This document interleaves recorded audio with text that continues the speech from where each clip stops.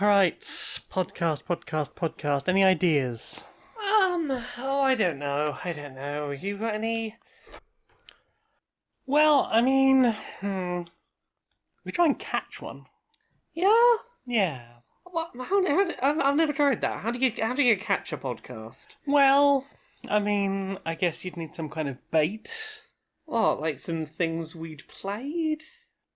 Maybe some things we played, Yeah. maybe some things we've watched and listened to. Yeah. What I was really thinking of, though, is if we take just, like, a jar of Nutella and we loosen the lid, right? Yeah. And we just leave a teaspoon next to it. Right. Like a long-handled one, so they can get right down the bottom. Right. Are you trying to catch a podcast, or are you trying to catch me? I'm always trying to catch you. Right, so we got the Nutella and the big spoon. And then we get a box of some sort, Right. and we tie a bit of string to the end Yeah. of the spoon. Right. And then when they pick up the spoon, it pulls the stick and the box comes down and they're captured. Well, I mean, But also they have a big jar of Nutella and a spoon. Well, look, I don't know if that's going to catch a podcast, but if you do that near where the microphone is, you'll probably catch me, and that will make me do a podcast. I think that's just as good.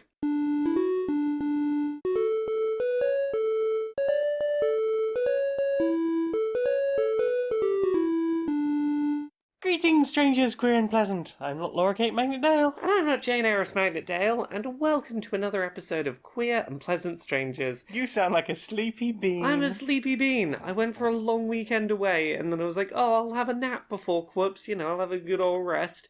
Oops. Turns out it's the first night at Gamescom. I gotta do a 2-hour live stream and then do a late Quoops. You did style that out beautifully, though. Hey, Laura, are you going to be doing the Gamescom thing? Yeah, I'm going to be on that. To style it out more, the tweet I received was, I assume you'll be doing a Gamescom stream tonight, but I thought I'd check. Yes.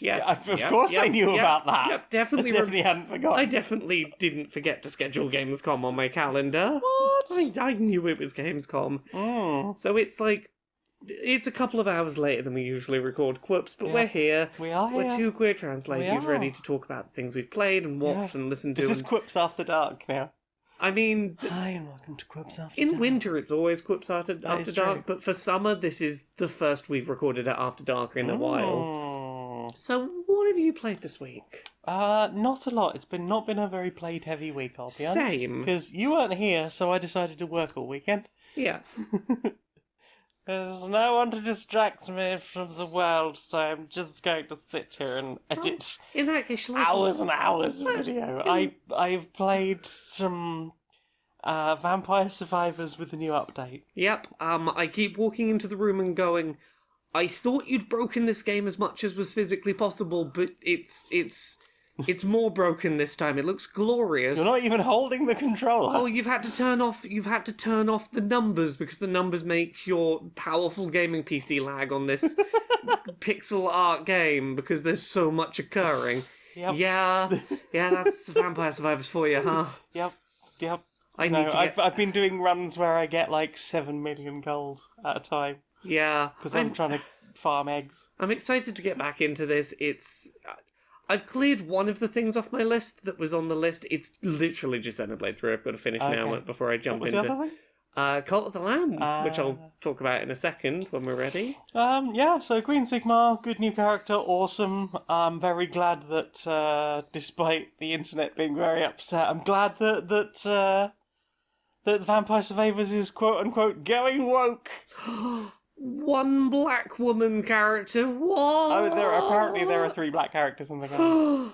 One that is black and a woman at the same time? Yes, What? and the Queen, and has the most powerful weapon in the game, and is the most broken and powerful character in the game, and got an animated intro. The wokeness. Such wokeness. Actually, they look fun as fuck to play They are fun as fuck to yeah. play as. Gosh, can you imagine if they made some of the characters trans or queer?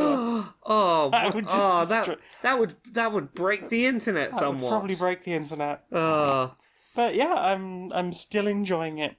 I'm waiting for a new update where there are actually things to unlock, and I keep thinking, maybe I'll just wipe my save and start again. Well, maybe. See how long it takes me to get back to where I am Well, right you now. know all the things for unlocking now. You know the do. pathway, so... Yeah, I mean, I know all the combinations, which Yeah. certainly helps.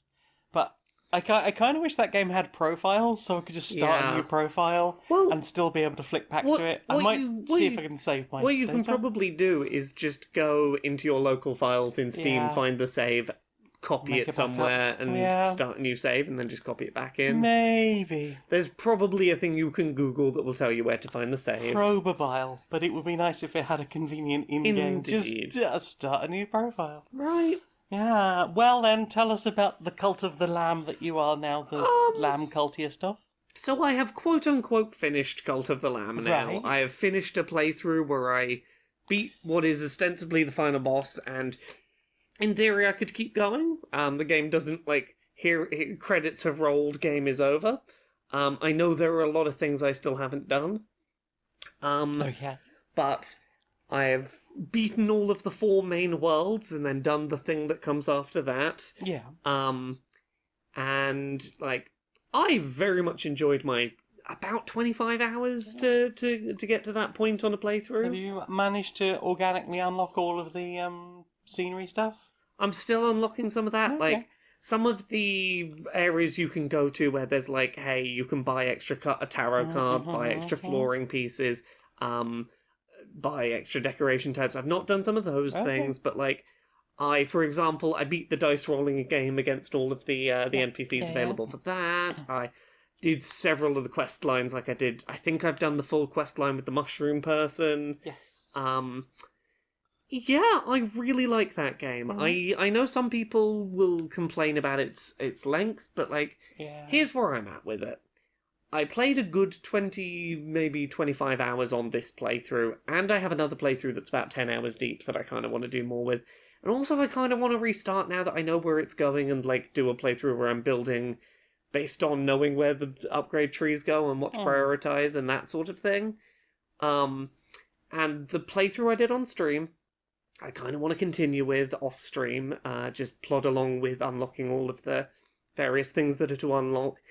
I like the roguelike gameplay enough that I will probably just keep popping back into this to play more of that. And if nothing else, because of the fact that I have the make everyone's happiness stay at maximum for a few days by giving them mushrooms and make them not be hungry for a few days by fasting, that means that I can generally load up the game and go, look, are those available? Cool, go do some dungeon runs. Yeah. It's not too hard to get to a game state where I can just dungeon run for a while. Yeah. Yeah, it's adorable, it's charming, it is not overwhelming in the level of, farm management you have to do to get to the end of it. Yeah. The fact that you can delegate some of the farming as you move on. It is simultaneously a simpler game than I feared it might. Simpler game than I feared it might be. I thought it might be more complex, but also more complex than I thought it would be, and I don't know how to reconcile both of those being things. I think I very much enjoy it. I think it's a fantastic little game that deserves all the attention it's getting. I think. Yay. What about you? You played anything else this week? Well, I was going to mention a couple more things about Cult of the Lamb, really, because I got to the last boss. I got one phase away from finishing it. And you didn't retry it because of a thing that made it seem like there was going to be a heavy cost. It seemed like there might be a heavy cost, and I didn't. I didn't want to assume. I understand why you thought that. I had the same fear. You have since assuaged that fear, so I'm gonna probably go and bash that out at some point. Well, you were from what I can tell, you were very close to beating it. Yeah.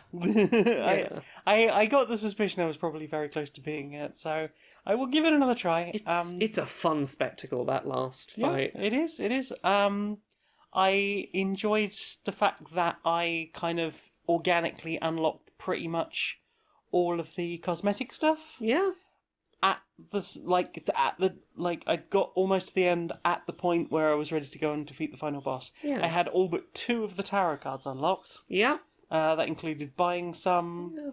I got to a point where, because I'd maxed out my devotion tree, I was just getting gold for stuff, which made a lot of things so much easier. I reached the same point just before going to that boss. I also like the fact that I could just give gold to all of my people as one of the Yes. rituals. That was I really can make helpful. you happy by just dividing up the wealth. Yay!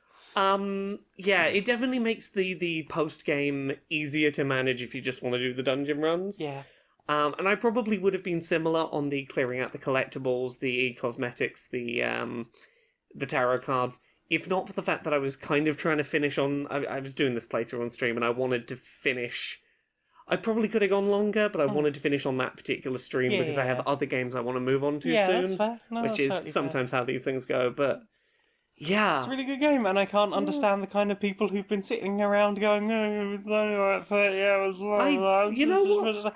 I've been out for days that have cost more and been less than 30 hours long. Exactly. I'm like, look, if I can get 20 or 30 hours of a game done and go, I feel like I had a good, solid experience where I felt like I had a complete time for that kind of money, perfect. I don't want every video game to be 100 hours. Yeah, I've spent more time going to the cinema Exactly. and had a less good time. Indeed. It's like there's money it costs a lot of money to go out and do things. So if you can go, what was it, like 16 quid for Cult of the Lamb? Something like that, yeah. 16, 17 quid for Cult of the Lamb, and it's 30 hours long. Good, you've Yeah. got 30 hours of entertainment. Indeed. And it was good, solid entertainment that didn't outstay its welcome. Yeah. It didn't have a lot of filler in it. It is exactly the length I think it should have been. They have talked about having free updates. Yeah. The only gripe I had at all with it was the fact that every time I wanted to play it on stream, there was a problem with the Twitch integration system. Yeah, which is a real shame because I was streaming it at very similar times to you and just managing to dodge Yeah. the Twitch integration issues. Like, the first time, I couldn't get it to do anything at all. The second Yeah. time, people could only do totem stuff. They couldn't actually come in and... Yeah, they couldn't join the Twitch raffle. Yeah. So I'd set it up and everyone's going, it's not doing anything on my end. But the same people were perfectly able to donate to the totem. Yeah, So that felt kind of weird. But, yeah, I guess. I'm sorry that you had that experience. It's okay, but... who knows, by this week's stream it might all be sorted. From what I can tell, it seems fairly stable now. Yay! What else have you been playing? Oh, well, I did a couple of, I guess they would go in the playing section things. I went to a convention this past weekend. I went to Kitacon in Warwick. And there's a couple of things that I did there that I will put in the played section, ? I went to a panel called The Spousu Generation Game. Right. So, Spousu as a term here came out of a previous time this game was played, where one of the questions in it was, what is the gender-neutral term for waifu or husbando? And the most popular answer was Spousu. Right. So this is basically Family Fortunes or Family Feud, where you have like a survey done and people try and guess what's the most popular answer on the board for a given question. But all the survey was done on people's phones at an anime con. Yes. And then it's people at an So it's anime nerdy con. bullshit. Yeah, coming down in Yay. like teams of 3 or 4 on either side, trying to like go back and forth guessing the most popular answer on the board. The gimmick here being each of the questions, whatever the top answer was on the board, would contribute to building the Spousu at the end. Right. Like, so every time it'd be like, which Smash Brothers character is the most smashable? I think Bayonetta was the top answer. So our base character was Bayonetta, and then it'd be like, you're in a beach episode of an anime, what do you do? Most popular answer, go swimming. Bayonetta's now wearing pool floaties and a flotation ring. And each of the questions was just adding to, here is your algorithmically produced perfect Spousu. It was a really fun gimmick for a panel. Yeah. It was hosted by, I forget the second host name, but one of them was Tab Kimpton, who I've seen do panels and stuff before. The two of them had very good game show host energy. Yeah, I can imagine Tab as Yeah. So that was a very fun one. They are good. The other one I will quickly do in the played section was a panel at Kitacon called It Was Fucking One of Yous. It was fucking one of It yous. was fucking one of yous. Named after a video where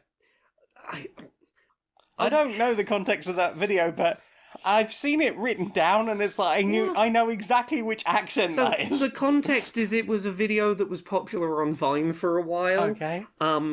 Where some children are trying to like record something on a webcam in front of their computer together, and their mother walks in and just shouts, "Ooh, which one of you's done a shite in the toilet and not flushed it?" And the children are like, "Wasn't me. Well, it was fucking one of It was yous." fucking one of And yous. it's that was the name of the panel, but it was a murder mystery. It was a live murder mystery. Well, I mean, yes.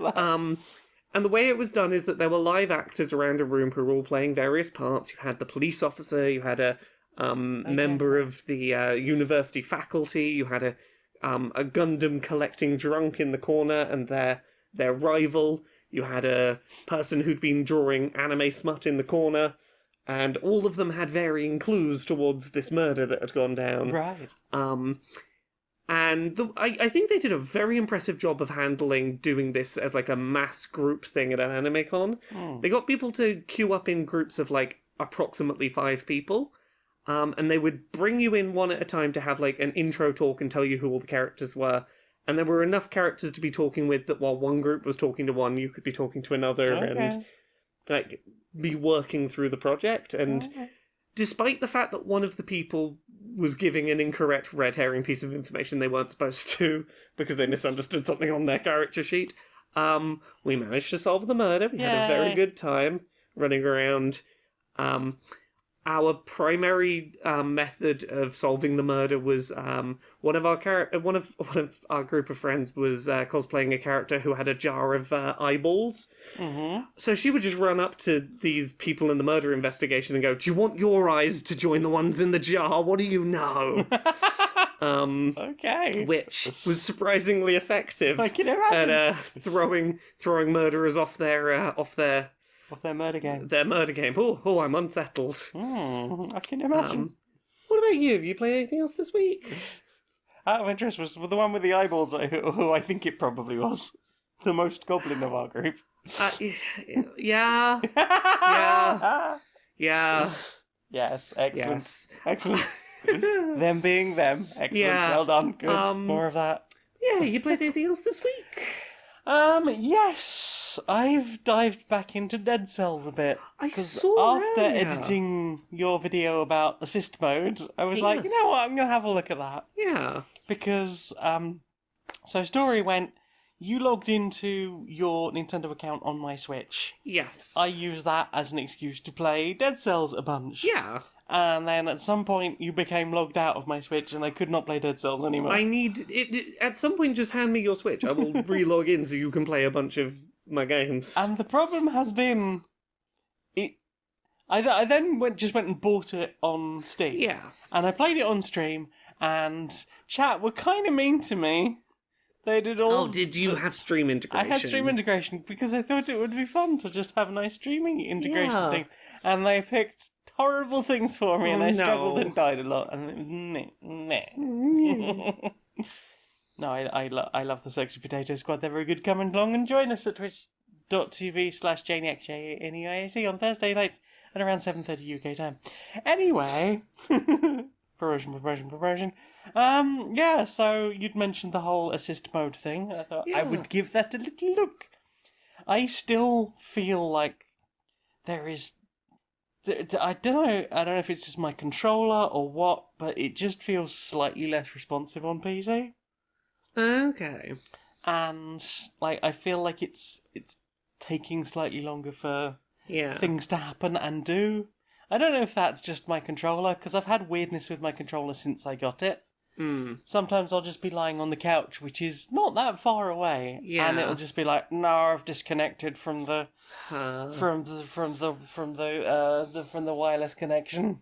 I'm sorry, I can't help you." It's like, "No, please, I just want to play the video game." Yeah. So I've been enjoying it. I've turned down the difficulty a bit. I've adjusted some things with like traps and stuff. Yeah. And it's been nice to just sort of go through a bit because there's some new content now. Yeah. Some problems with the DLC though. Yeah. Some problems with the DLC. Yeah. So I don't have all of the DLC. Yes, and there are doorways that you'll try and go to, and it's like, no. But worse than that. Yeah. Much worse than that. Yeah. Yeah. To get to those doors You have that to are go up locked, the very lengthy elevator, is it? you have to go up. Yeah. No, you have to go up a big thing. Yeah. The way to get up there is to stand on these plant things, Oh, which yes. do you damage and then fire you upwards. Oh, yes. I don't know if there's a way of yeah. avoiding the damage to be fired upwards, but as far as I could tell, you have to take a bit of damage and be propelled upwards. You have to do this 3 or 4 times, so by the time you get to the top, you've lost about half your health. And then it's like, buy the DLC to get through this door. Fuck you. Yeah. That feels shitty. A little bit. Also, this is the first time I've seen armors in the game. Oh, yes. This is also the first time I've seen, like, lots of integration with other video games.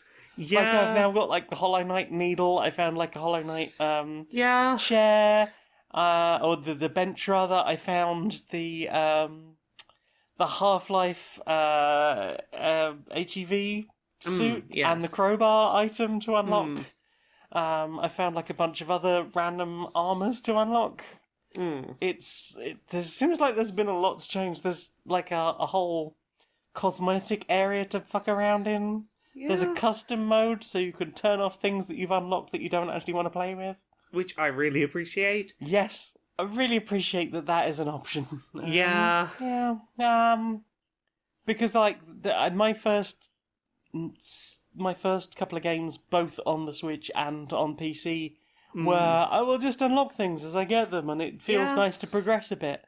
And then eventually going, oh no, don't do progress. Yeah. Don't unlock the things, because then you'll have unlocked them and they'll be messing around in your pool of things, and it'll be so much more Indeed. difficult. It really is a game where it's like you got to do the one playthrough where you unlock everything to find out what you like and don't like, and then restart and only unlock the things you know you like. Yeah, so it's nice that custom mode exists now. Yes. But yes, it's been nice to go back to a bit of Dead Cells, even if I'm not very good at it. Yeah. I will persist, and maybe I will get better at it. Who knows? But I will stick to playing that off stream. Indeed. Have you played anything else? Only other thing I played, which I'll briefly mention, which we've talked about before, is the Bureau of Balance sort of box of board game that is essentially run a little tabletop campaign without much planning. Oh yes. Ran some of that at the Yeah. convention. That continues to be a fairly effective way to get people who don't know about stats and are a bit hesitant to get involved in narrative telling, Yeah. to sort of open up and play a story. We told a story about an incel piss wizard. I see. The villain we had to fight was an incel trying to steal a hoard of gold to move out of Mum's basement, who attacked using frozen piss magic. Okay, is this where the piss popsicles and deep fried foreskin came in? I mean, those came first, and then the piss wizard happened. Right, the I piss see. wizard came after I see. those.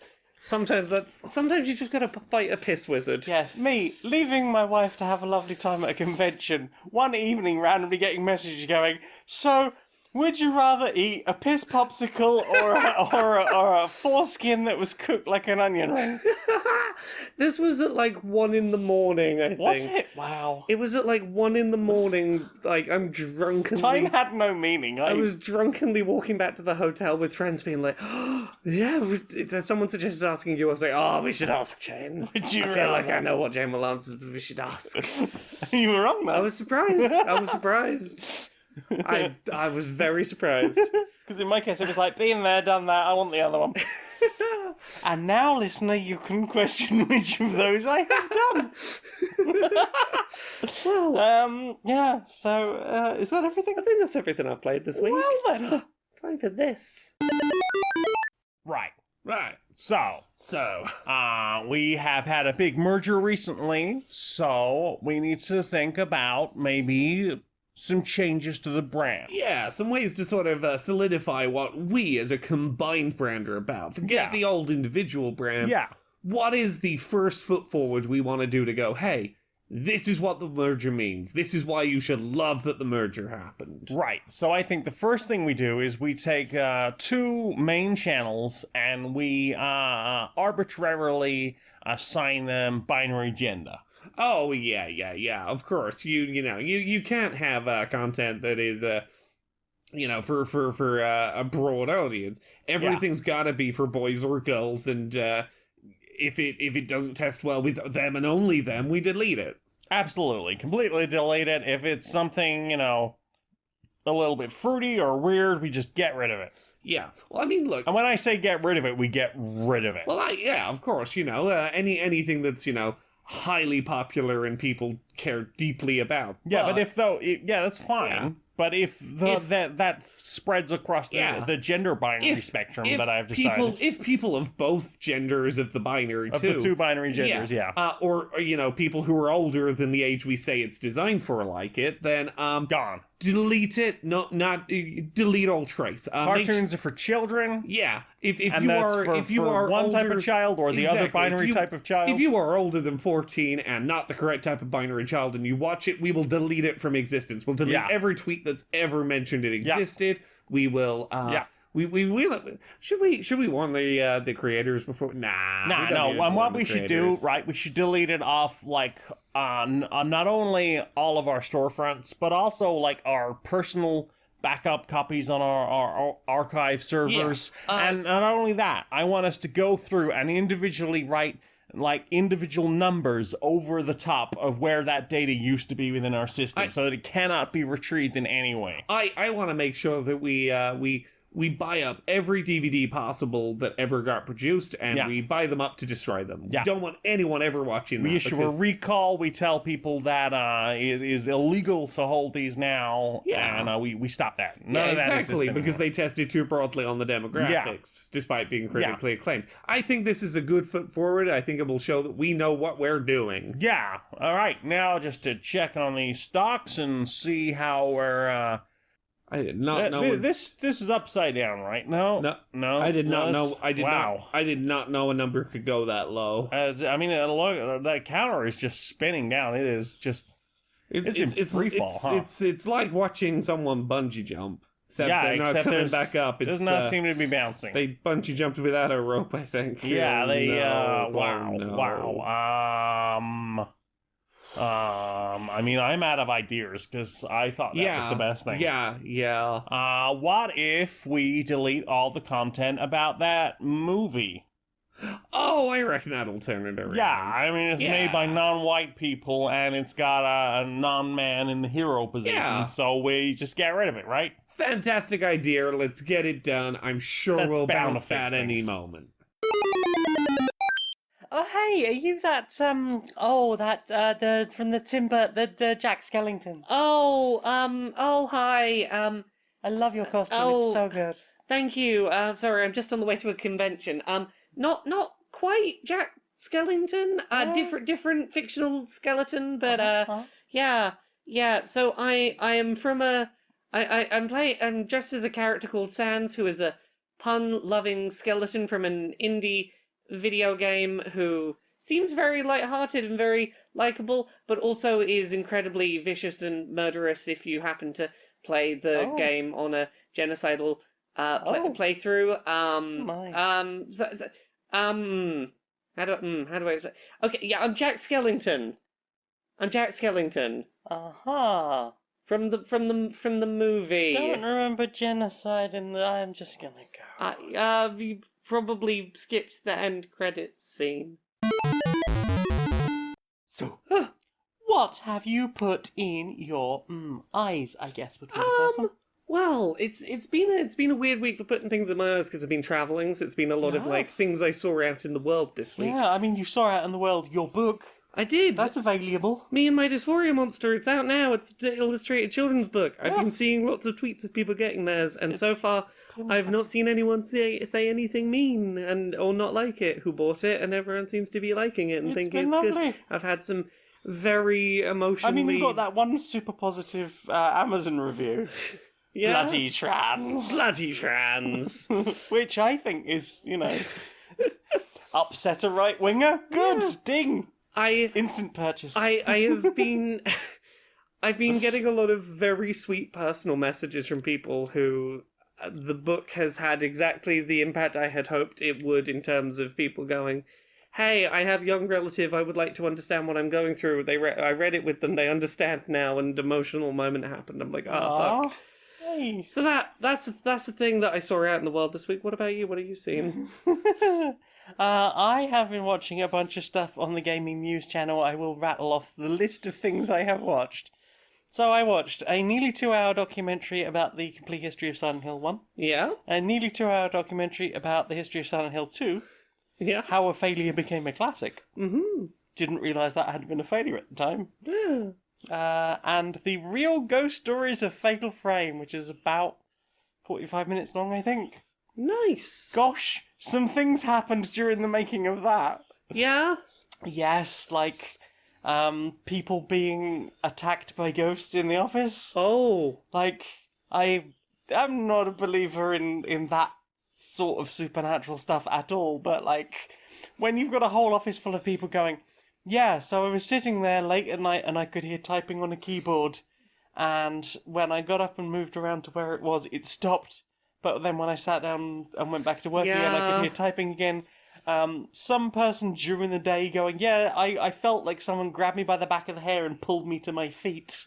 Yeah. But there was no one around. Yeah, Look, I'm not a believer myself, but there are certain stories of the creation of certain pieces of media where I'm like, that piece of media was fucking haunted. And it's always Japan as well. I mean, the only non-Japanese example I can think of is the fucking the stuff that went down with the Black Parade album. They went and wrote and recorded that album in a notorious haunted house That nearly killed them, didn't it? Yeah, a lot of shit went down in there. There was a period of time where Gerard Way went a little bit lost it and was hearing voices and having hallucinations of Joan of Arc burning at the stake. Oh. The beginning of the song "Sleep," as it happens, where he's talking about seeing the people that I love dying and hearing voices. That is legitimately Gerard Way talking about the night terrors he's experiencing while in that house. Wow. Yeah. Sometimes I see flames and the people that I love dying. Yeah, that house did some shit to them. Yeah. Yeah. This story just gets wackier and wackier. Like, apparently the main, writer for it, they just come to him with questions like, so how will we design the ghosts? Oh, it's okay, I'll just use the ones from my dreams. So you see ghosts? Yeah, I see ghosts. And are there any ghosts here now? Well, I wouldn't call it a ghost, but there's a black thing up in that corner, like a black mist up in that corner, and later that afternoon the fucking ceiling collapsed in that corner. Just like, Apparently at one point he realised that there kept being this bad smell from the ghost. Yeah. And he realised that spraying Febreze seemed to stop the haunting for a while. So put out a company memo going, if you're having trouble with the ghost, just spray some Febreze.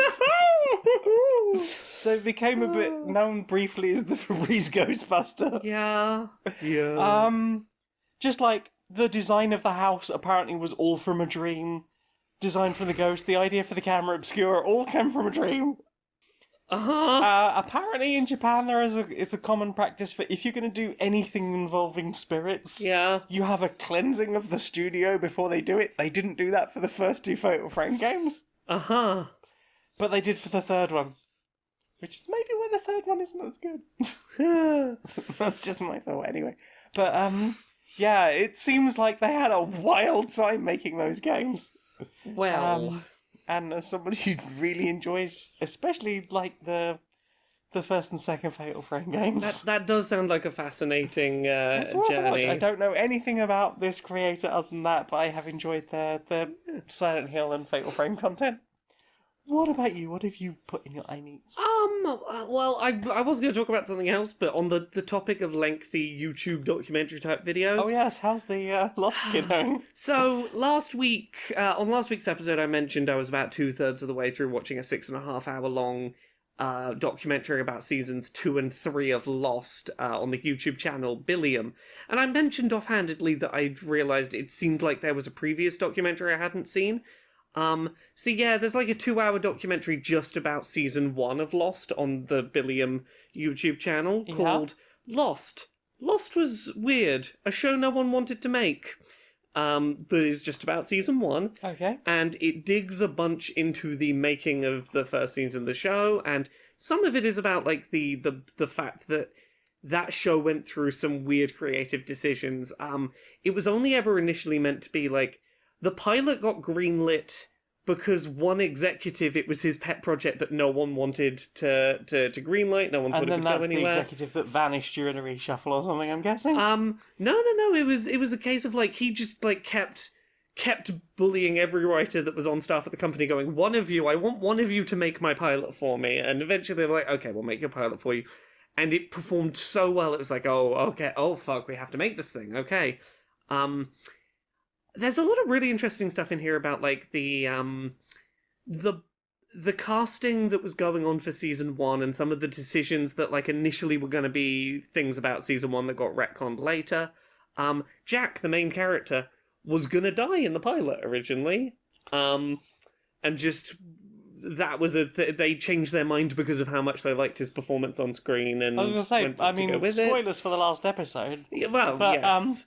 I think he'll be fine. Yeah. He'll probably just descend bodily or something. But, like, apparently the whole shooting for that pilot was, like, really hit the ground running. They started filming the pilot and still hadn't cast Kate. Like, they didn't know who was going to play Kate yet. But, like, there's a lot of really interesting interviews in this documentary that go into, like, a lot of the way that it was cast, and from the fact that like it was a pilot that they didn't expect to do nearly as well as it did and didn't expect to get picked up, meant that like a lot of the Season 1 character stories were developed in collaboration with the actors playing them, going, okay, how do you view the character you're playing? Like, where would you like the direction to go? And like having a lot of back and forth with them. There's some really nice stuff about... particularly, like, I really enjoyed some of the stuff in there about Jin and Sun, the two Korean characters, talking about, like, some concerns they had initially about, like, are we just going to be typecast? Are we going to be expected to carry representation for an entire nation of people? And the showrunners being really respectful of that and being very, like, open to listening to any concerns and making sure plot lines didn't reinforce any stereotypes that they wouldn't be comfortable with, and that sort of directing where later storylines went. And yeah, it's just a really nice combination recap of Season 1's plot / look into the behind the scenes of how it was all made / look at the changing landscape of that show as it developed through its first season. A lot of stuff like the fact that Walt leaves the island. There's some like looking forward to other stuff like Walt being kidnapped and only appearing in one episode in the end of Season 2 is because he was aging too fast, and they realised they'd cast a child and gone, oh fuck, at the pace we're recording this show, he's meant to have been on this island for like 3 weeks, and it's been like a year and a half, and very quickly going, he's going to escape with his dad, and we're going to show him in one shot from a distance that they recorded. The very first thing they recorded of Season 2 was the final episode of Season 2 where Walt is very briefly seen going away on the boat to mitigate how much he would have appeared to age by the time that episode went up. Oof. That makes sense. But yeah, if you're in the mood for just like for a neat, very deep dive on Lost, the YouTube channel Billiam has, I guess, about 8.5 hours so far of Lost documentary, and that's only seasons 1, 2, and 3 of the show. That's a lot of Lost. Yeah. What about you? You watched anything else this week? That's pretty much it, really. I mean, that's a lot of content. Yeah, I mean, I watched a lot of panels at Kitacon, but I won't dig into all of those. I will mention one other thing I saw this week. I went on an impromptu visit to the Pokemon World Championships that were happening in London, mainly as an excuse to ride the Pokemon cable cast that were in London. I mean, the cable cars are always there, they just decorated them. Yeah, they decorated them with Pokemon designs, and they had like little boards in them that were like going to Route 212 in Hoenn, and were like departure boards for Pokemon locations, and fake billboards that advertised here's a Weezing branded perfume, and here's a Pokemon radio station, and here's a Jigglypuff concert that's happening. I'm not sure I want a Weezing brand perfume. Neither do I, but it was a thing that existed. I'm interested because I've seen the cable cars before. I don't. Yeah. Where do they go? Is it just across the river? So they go from basically where the O2 is, Yes. over to like a 2-minute walk from XL. Right. And they just go over the river. They just do one little journey that goes from O2 over to XL. Okay. And it's just nice little ride on a cable car. I've never ridden on those cable cars, and it was as good an excuse as any. There was Pokemon music playing. I've heard people talk about having ridden them, but I was like, for what purpose? Do they just go to that little island across the? They just the water go there? across the water and go down, and you have a nice little view of London, and yeah. But there was Pokemon music, and I got a little hat with the new Pokemon, the new You duck, did Quaxley. Quaxley, yeah, the new duck starter. Yeah. The first Pokemon that's ever gonna get a game that's ever gonna get me to pick not a fire type as my starter. They offered me a blue duck. How can I say You're a no? little blue duck. Yeah. That's you. Yeah. Yeah. So I rode on a cable car that had pictures of Pokemon on it. Yay. Yay! Well, I think that's everything I've seen with my eyes this week. Well then. Time for this. We've got a new sponsor. Who's our new sponsor? Well, do you need a big, thick, soft tissue? I don't want to say yes to that question. Don't you need a good, absorbent, heavy-duty tissue?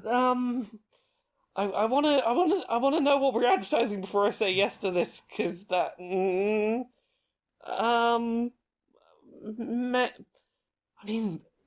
Maybe I might do. I might do. Something that won't tear when you blow your nose into it. See, I do need it for that purpose. That is what I need it for. But the way you're saying it makes me sound like I need it for something else. Yes, I need a thick, heavy-duty tissue, but not for other reasons. I didn't say any other reasons. I very specifically said to blow your nose in. I know. I was told to do it, and they paid me extra to do the voice. Why did they want that? I don't question the copy. No, look, I know. Don't question the copy, but innocent reasons for wanting a soft, heavy-duty tissue. A soft, heavy-duty tissue. Large tissue. Girthy.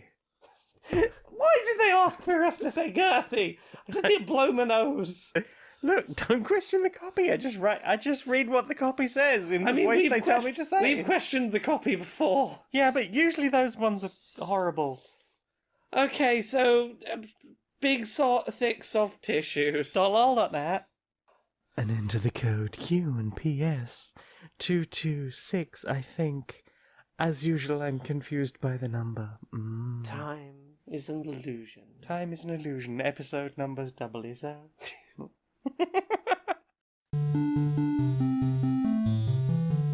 Inside the boardroom of Supremacy Software.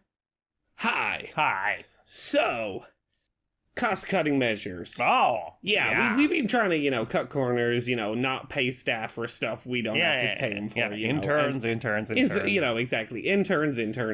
But all the interns have been busy with all the bug fixing recently. We didn't have any spare interns, so look, one of the older executives, one of the elderly, a guy in his 90s, right, asked, he was a bit bored. He didn't have, he had a few hours before golf, and he said, "Hey, can I help write some of the dialogue for the youth protagonist in that open world game we're doing?" And, sure, why not? I was like, yeah, that means us not having to pay anyone any money. So yeah, sure. I mean, he already gets a salary, exactly, and a bonus, and pension, stock options, and go do a bunch of work we don't have to pay for. Sure, if you're trying to waste time until golf, and I think we fucked up.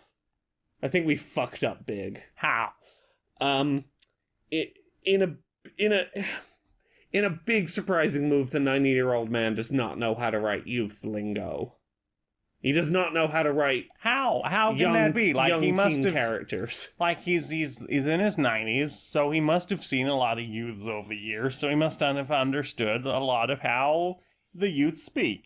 Well, I think it's a combination Logically. of assuming that every youth speaks the way he did when he was a youth, combined with some stuff he heard maybe 15 years ago, the kids saying, and he kind of Yeah. mushed them together, and Right. we have this weird combination of like 1930s, 1940s youth lingo mashed up with mid 2000s youth lingo. It's weird. So he's reinvented chap hop. Maybe. He spent a lot of time talking about things being chill AF. I Wait, do people not say that anymore? I mean, look, from what I'm hearing from the focus groups, they don't say that anymore. Apparently the I can has cheeseburger memes are a bit out of date at this What? point. Apparently no one's using that format. I thought that was hella bitchin', but you know. Yeah, exactly. The Velociraptor doing the sort of thinking pose. No one does that anymore. Wait, are you saying the sudden clarity Clarence is not in Sudden anymore? clarity Clarence is not how the youth communicate anymore. Damn, it's my favorite meme. Yeah, when we had the hot young protagonist say, "I made you a cookie, but I eat it," and apparently it did not land with the young people. But I mean, that artist is still relevant. Wow, well, that's what I thought. But apparently, I actually saw that artist on TikTok not 3 days ago. well, apparently not connecting with the youth. Wow! I saw. That's an antique meme now. Yeah, huh? we had the goth character wearing the shirt that says "I'm only wearing black until they invent a darker color," Yeah. and apparently that's considered cringe at this So point. what you're saying is we've literally hired Steve Buscemi. I mean, we have created a bit of a case of how do you do, fellow teens. Well, I mean that was a popular meme though, right? I mean, And that is still used, I believe. yes, but It's not, an older meme, but it checks out. Yeah, it's an older meme, but it checks out. But it's not good when the meme is being pointed at us. It's you're old and don't understand the youth. Right. So, I'm gonna Google youth slang, and I'll fix this right up. We'll have a patch by tomorrow, and I'm sure the first Googleable youth slang I find will probably be fine. Sure. Okay, you get on that, I will BRB. YOLO. LMAO.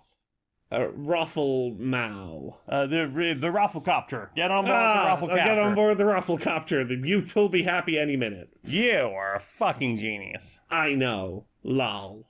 So random.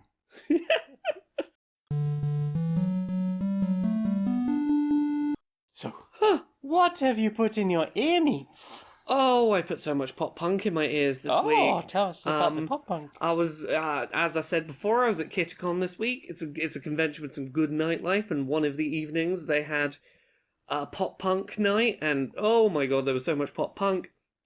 Everything ranging from the sort of like Mr. Brightside, very poppy end, up to some like Papa Roach, Cut my knife into more knives. this is my fractal sword. Yeah. Up to the angry end of the pop punk spectrum, but it was a lot of very sing-alongable tunes. Yay. There was like 4 different MCR tracks played Woo. throughout the night. Correct. Which is like, yeah, exactly. Like I think we had I'm Not Okay, Teenagers, Welcome to the Black Parade, and Helena, I think. Cool. There was I'm going off the top of my head while a bit inebriated as to what was played. There was Stacey's Mom. Stacey's I remember that. We ended on Mr. Brightside. There was some Linkin Park. I think Numb came up. I've become so numb. I've become so numb. I can't feel you there.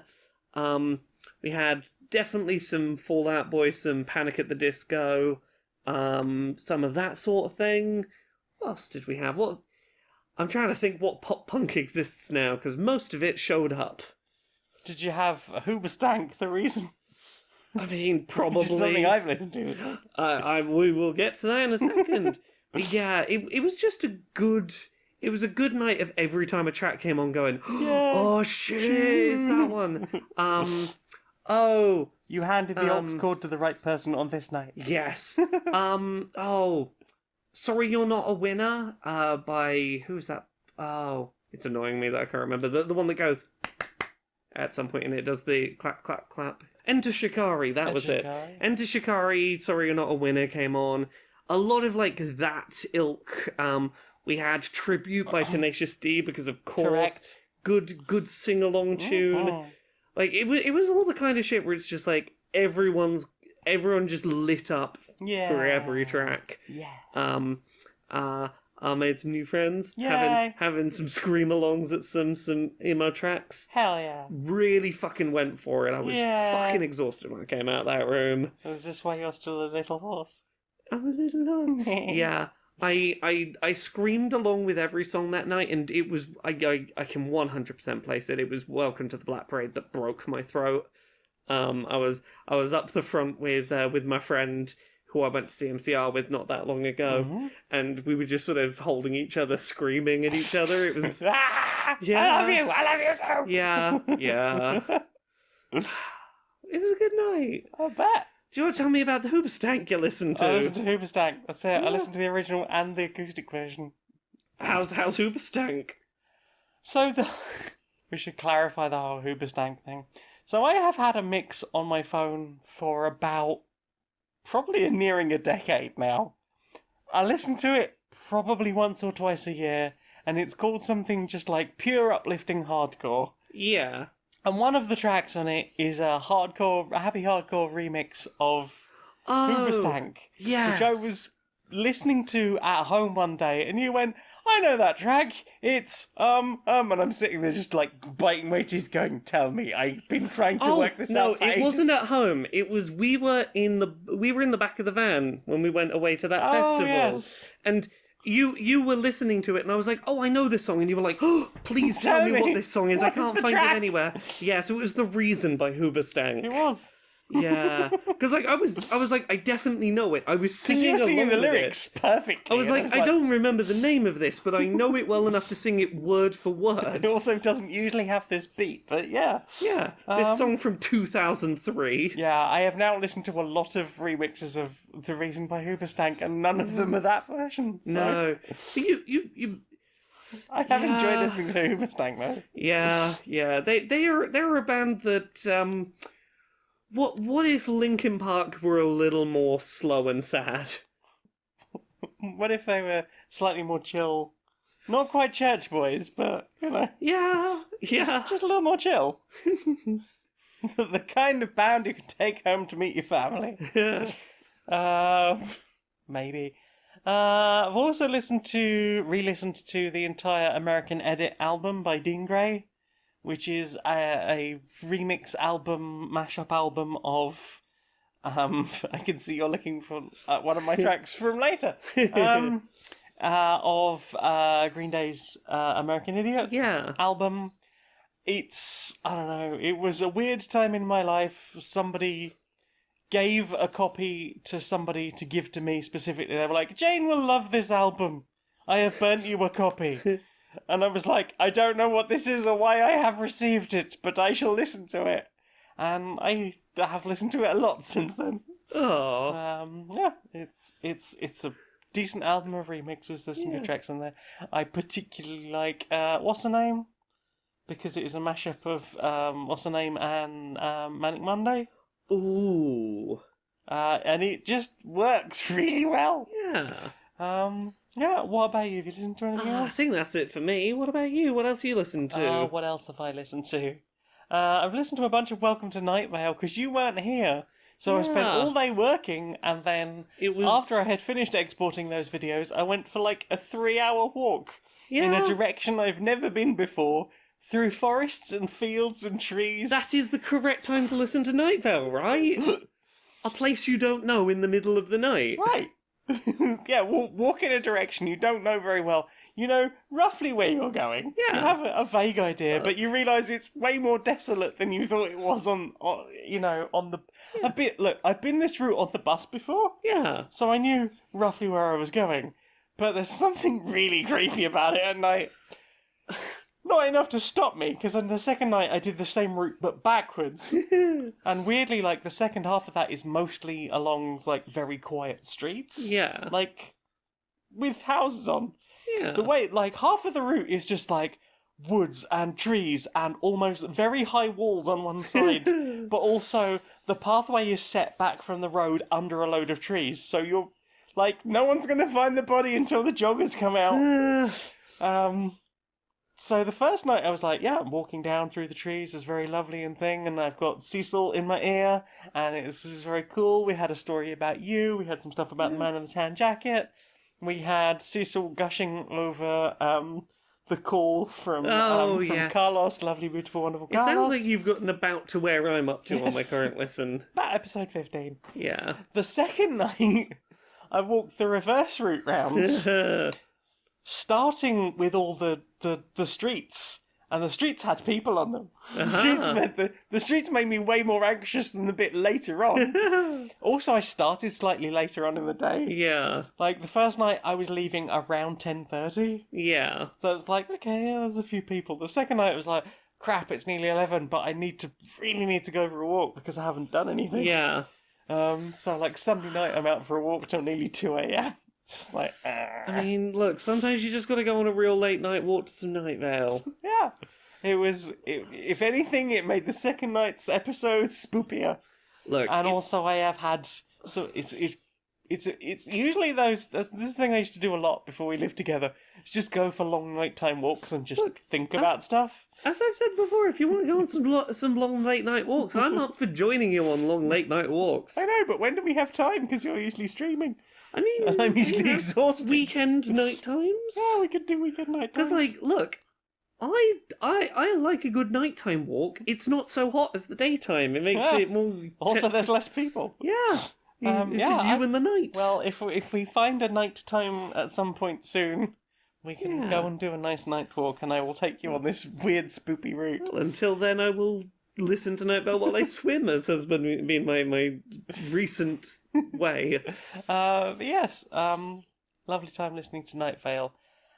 And is that the last thing? You got at least one more thing. I got two more. Lisa Lockheed, Run With Us, the raccoons theme. We've got everything we need.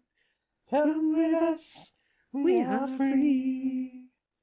Yeah. Yeah, it's a beautiful track. It's a and lovely track. I just wanted to listen. I watched the original music video. I usually watch the raccoons intro videos on YouTube. Yeah. I was like, no, I watched the original music video. Yeah. Some interesting choreography. It was a time. And the last thing, I need to explain this. So, as you know, I edit Final Fantasy XIV videos for Skyrim. Yeah. And there was an episode where there is a bit of plot in the game about a character whose mother has died. Yes. And Sky just leaves the conversation with the characters like, my mother has died, but might also be alive, and there's rumour that she's over here. Cool, I'll go and find her. Da-da-da-da, duty started. Cool. And as he's just going off to find the location, just starts singing this song, and I'm like, you didn't make that up. Yeah. You sang it beautifully. I'm gonna have to look this up. Yeah, so I just typed "Dead Mum" song into YouTube, and there it was from the Beetlejuice musical. Yeah, if you're ever curious about the Beetlejuice musical, You have the version. I may have created the best possible bootleg of that exists in the world. No, you can't have it because it'd be illegal for me to share it with anyone. But I found pieces, bits and bobs of it around the internet and smooshed them together. I very much like the Beetlejuice musical. I think it's fantastic. But yes, Dead Mom. Tell us about Dead Mom. It's a song about, like, feeling connected to somebody who's no longer there. Yeah. Is that a fair description of it? I think so. I think so. And trying to work out sort of where you stand with someone that you no longer can have a conversation with. And also the fact that the people who are still with you can be a bit distant, perhaps. And you don't feel as connected to other people as still finding some solace in the relationship you have with that person who's not there anymore. The Beetlejuice musical has some fantastic, hilarious, very catchy tracks. It basically, like, one of the first major songs in it is called "The Whole Being Dead Thing." Very fucking catchy. Excellent. is very good. What's some of the ones I really like? Say My Name is really good. Fright of Their Lives is really neat. Yeah, there's the Beetlejuice musical's really good. We shall have to watch that at some point. If you're up Get for a it, free weekend. if you're up for it at some point, I've got it watchable. Was that everything you listened to? That's everything I've That's listened everything to. I've listened to. Well then, on to this. Right, so I don't know if you've been made aware, but they are making a new Halloween movie, another one. Oh yes, Jamie yes. Lee Curtis, still Michael Myers at this point. You'd have Yes. thought they'd have just kissed and made up or something. Oh, or yes, at least yes. had just a firm, hearty handshake and just gone. Sort of.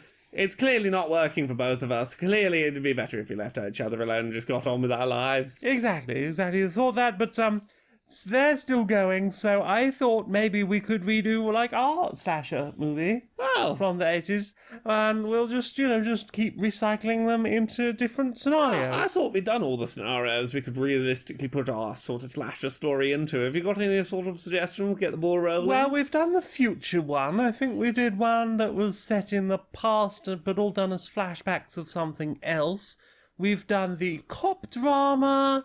We've done, I think there was a whole series that we did that were just sort of early 90s cartoon series with a slasher. We did a whole toy range for that. How about this? We could do one in a prison. Oh, yes, I like that. What about one of those party islands like Ibiza or something? Oh yes, that'd be wonderfully sort of discordant. Yeah, we could do one on a sort of Arctic research facility. Oh, yeah, so like a whole isolation thing. Where's the slasher? Ooh. Oh, they're in the snow probably. Probably in the snow, yes.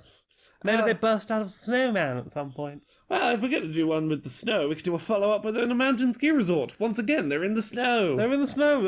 Or maybe at the end of the Arctic one, somehow they get turned into, just liquefied into the water, and then they've precipitated up into the air, they've in the water cycle, and then they've snowed down in Aspen or something, and now...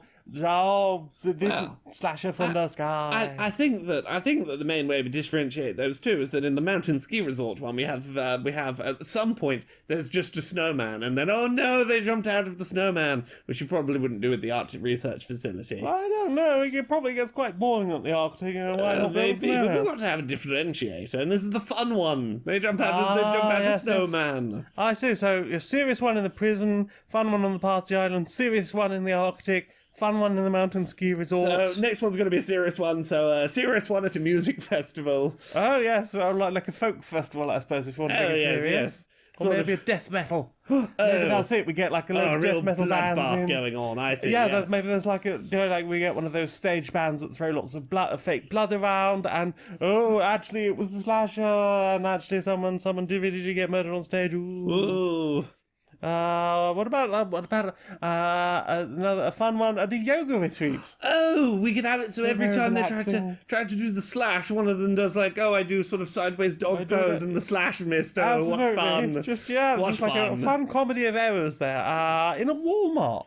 Oh, that'd be a serious one, I think. Yeah, I think so. Very serious. Indeed. You've never really been in a Walmart. And there's very few places to hide other than in the sort of chilled section, and then, oh no, it's back to being in a cold place. That was very dangerous in the last slasher one. just comes careening through like one of those big pyramids of cereal or something. Oh no. Oh yes. You have to sort of hide in the middle of the circular clothing rail. Exactly. And what about a Butlins? Oh yes. You sort of have a scene where they try to do the slashing while they're taking a tandem bike ride through a random forest. There's nothing else to be doing at a Butlins. I thought Butlins was the one with like a little arcades. Is it not both? I don't know. I've never been to a Butlins. I thought they had sort of a bit of both. Maybe. Okay. Well, we've got. Maybe I've confused it with the Pontins. Oh, maybe it is a Pontins. Yeah. I mean, I don't know. I've never been to either, but I hear that this sort of holiday villages. Holiday villages. Well, I mean, look, either is a holiday. Fairy. Look, if we make an amalgam of the two, make it a holiday right. village. We do many murders there. Right. Well, while we're on the whole subject of that sort of thing, what about a centre park?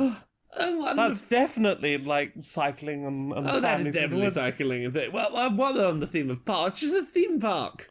The Let's theme do a park. slash on a roller coaster. Someone's queuing up for the roller coaster. The slasher is on the roller coaster going by and just cuts their head off as they're going in the queue. Oh yes.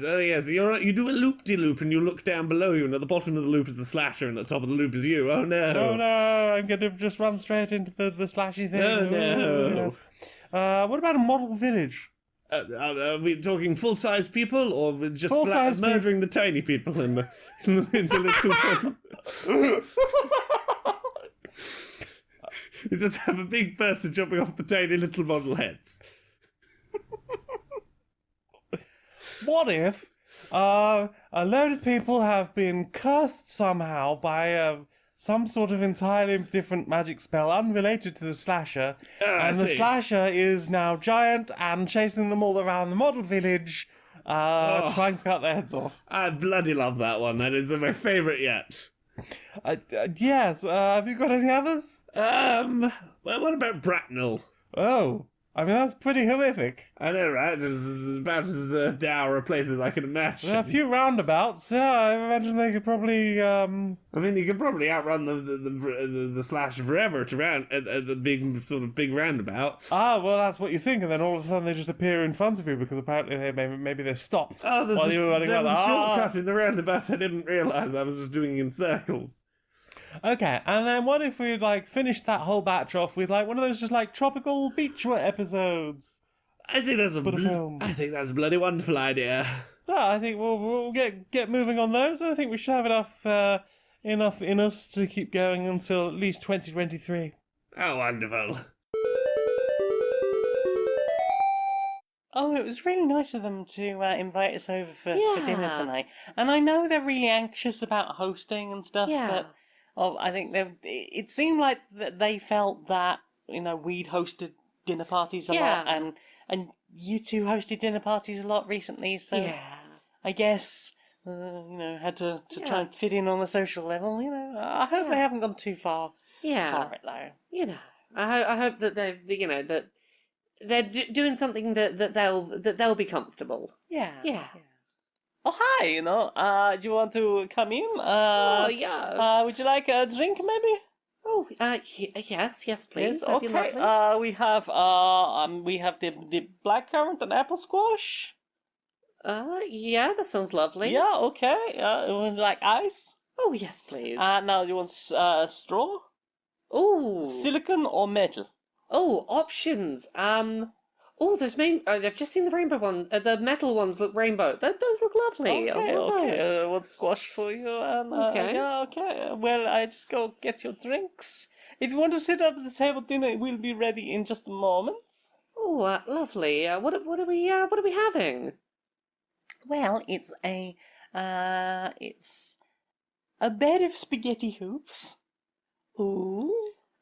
With Uh-huh. alpha bites, the little potato alphabet shapes, and a specialty of ours, Dino Nuggies. Uh-huh. Now, do you want ketchup? We do have other sauces, but we've got. Sure. Okay, and don't worry, there's ice cream to follow. Okay. This is not what I expected. No, but I mean, I didn't know adults were allowed to eat this stuff. I thought we had to eat things that were boring and plain and bland. I thought we'd have to have children before we could justify eating this stuff. Yeah. I know that there's no technical reason we can't, but also, I hadn't considered Dino Nuggies and Alpha Bites and spaghetti hoops and ice cream. I hadn't considered this. I considered this was an option, and here we are just having it. Yeah. Everything okay for everyone? Yeah. Hell yeah! Hell yeah! Dino Nugs. Da da da da da da da da da da da. Oh, no, go for it. Da da da da.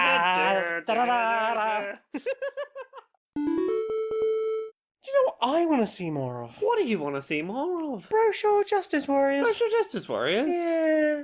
Right, Harry. All right, Barry, how you doing? Oh, mate, I've having a bit of dental problem. How you doing? Oh, sorry to hear. Yeah, it's not great. Yeah, I'm doing all right. Yeah. I made the mistake of getting in an argument on the internet. Oh.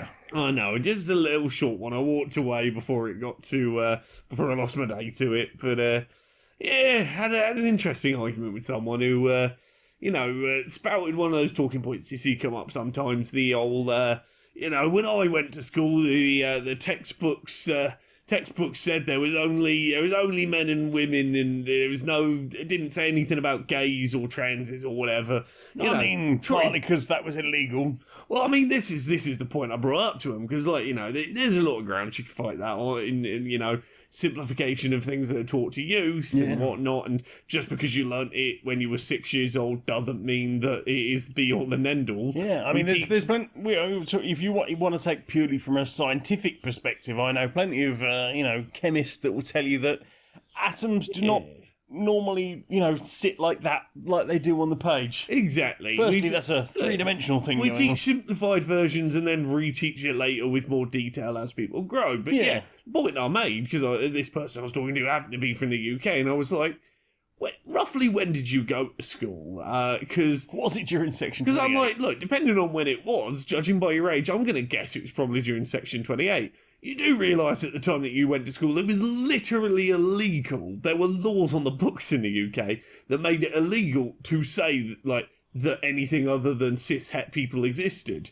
Every other problem aside, do you realise that it was literally illegal for you to be taught that there was more than what you were taught? And that might have an impact on Section 28 might have had an impact on your opinion of what did or did not exist growing up. Did they have much come back to that? I mean, they sort of dodged the question as they always do. But which means they didn't actually want the answer. They were just looking for a fight. Exactly, which is why I didn't stick with it, because it's clear they weren't looking for an answer. But so often when people say that, I'm like, you do realise that there is a good chance your bigotry is a direct response of Section 28 and the fact that you grew up in an era where you could not be taught at a young age that people like me existed and that was a normal thing, right? Yeah.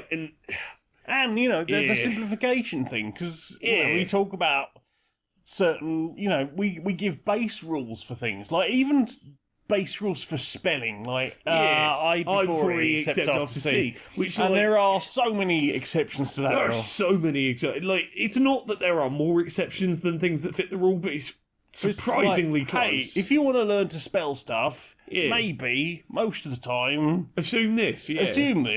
Or you might hear the letter U always comes after the letter Q, except in certain exceptions, and a lot of times in languages other than English, for example. Oh, absolutely. I think Chinese, when it's romanized spellings, you get a lot of QIs rather than QUIs. Exactly, and these things are taught as hard and fast rules, except they are not hard and fast rules. No. And just because you were taught something when you were 6, 7, 8 years old does not mean there is not more complexity to it, in the fact that when I was at school we were taught, you were taught a simplified version of shit because you were a child expected to learn things later. And not only that, the Empire was still very fresh in people's minds, especially in the 70s. Oh God! I remember when I was young, my dad told me, when I went to school, you only needed one colour crayon to colour in the world, and that was pink, because that's the colour they used to colour the map for the British Empire. I mean, look, we're going to get this resurfacing not long from now, because we're getting the whole all the discussions of critical race theory and attempts to not discuss the racist history of America, for example. We're going to have generations that are going to grow up and go, well, I wasn't taught that at school. When I was taught about the Civil War or us coming to America, I was taught this at school. It's you were taught wrong for reasons of simplification or bigotry or trying to hide... propaganda, trying to hide a country's bad past, or just trying to control a group's existence. Whatever the reason, the things you're taught when you are very young are not the be-all and end-all. They were trying to teach you nationalism so you'd be a good little puppet. That's your hug. I would love one, mate. Yeah.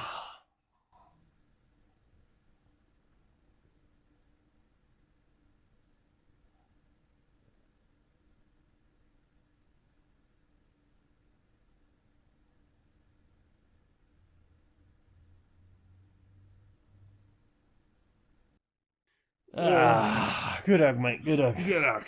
Right, I think I'll go and have a bit of a lie down. Oh, I think so too. Nice. So Laura, we mentioned it before, but let's mention it again. You got a book. You done a book. What has happened? I did a book. You did? I did. Done. Yeah, Me and My Dysphoria Monster. It's an illustrated children's book that tries to talk about gender dysphoria and a version of the dysphoric trans experience through a child-appropriate lens, either for, children who are trans who might, be trying to find words to explain to people around them what they're going through, or useful for adults who are trans who have young people in their life and want to go, hey, I need language to explain to you what I'm going through. It's me. This me. Hopefully this helps you understand what me do. Yeah. That's out now. It's out now. Now. Also, more books. Who Hunts the Whale? Yeah. The supporter list is closed. But you can still pre-order. You can still pre-order it. You can still get some of the backer rewards, I think, but you just can't get your name in the back of the book now because the book's getting ready to get printed. Yeah. It's all happening. We're It's all typesetting it. happening. We're putting all the words together. Oh, It's going to be a physical book before you know it. We don't have a publicly announced release date that I know of yet, but I might Google and just see, is it listed online? I think it's on the Unbound page. Has it been announced? Do we know? Have we? I don't know if it's been announced. Oh, okay. Google apparently knows when it's coming out. Oh wow. Okay. Yeah, Google apparently knows when it's coming out. So I won't say it here because I don't know whether we're meant to say it or not. But if you Google Who Hunts the Whale, there sure is an expected release date that Google throws up. Well, Genre: science fiction, fantasy, comedy. I guess. Genres are always interesting, but yeah. Well, That's the first time I've seen the Google card for the book. hang on. Sorry, I just want to click this. What happens if? Yeah. Author. I'm an author. Weird. Yeah. You were. I'm on Barnes and Noble. What? Yeah. You're on Barnes and Noble. There's an episode of Queer and Pleasant Strangers that comes up. Weird. I never Yeah. Google myself because. Wait, No. I'm on the Dice Funk wiki. Oh, that's Yeah, nice. because you appeared on a Couple of one-shot. episodes. Yeah. Yes, you now have an author card. I usually dare not Google myself I wouldn't- because I wouldn't- I've heard about you Googling yourself and it sounded horrible. I wouldn't recommend people Google themselves, but if someone Googles your name, it now comes up with, oh yeah, did you mean Jane Aerith Magnet? The author, Yeah. the dyslexic author who never thought she'd make anything of herself. Oh. Well, here she is. Oh, and also I've got another book that's just been greenlit, Beep, beep, beep, and I can't beep. say much more than that. But I know what my next book after Who Hunts the Whale is going to be now. I mean, you've sort of talked about it on Twitter in a kind of. I might looking have put out retweeted a call out the other day on Twitter for contributors to a collaborative project of some kind, and that might be a fairly good guess as to what I'm working on. could be. So I've got 4 months to write a book. Yep. I need to start on that at some point. Oh, it's gonna be fine. What about you? Where are you on the internet? Where am I on the internet? Linktree.ee. That's Linktree, but there's a dot between the ter and the ee.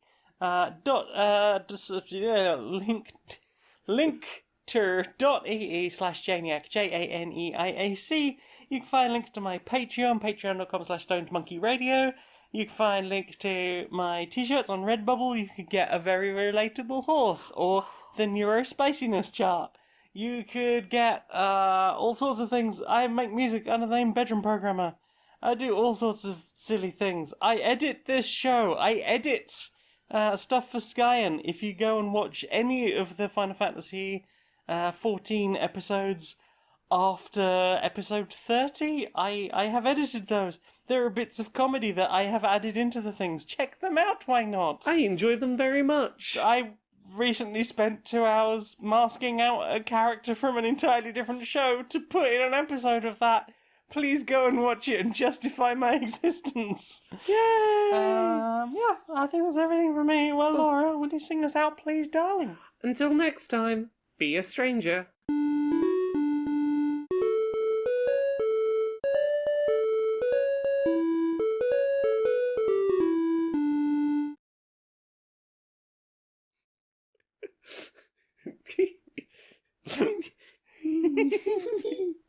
Chip, chip, chip, chip, chip. You dance against. Is it a real person? Oh no, maybe not.